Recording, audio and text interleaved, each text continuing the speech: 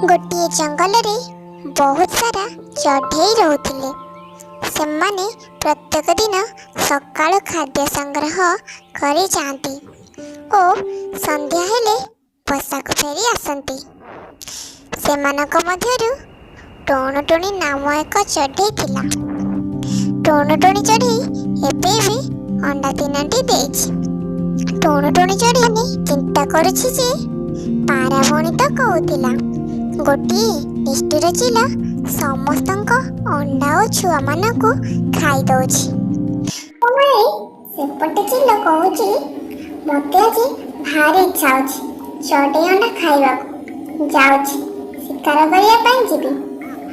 एहा कहि चिल शिकार करिबाकू घर बाहरी गला और से आकाश रे उड़ी उड़ी सबुआडे नजर पकाउथिला ओ किछि न पाइबारु निराश होई गोटे गछरे बसिला।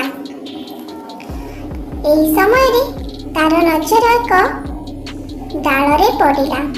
से डाल रे गोटे बसाटीए चढ़ई बसाटीए अछि। बसाटी को देखि खुशी हे कहिला जहा हो एते खोजिबा परे मते चढ़ई बसाटीए मिलिगला।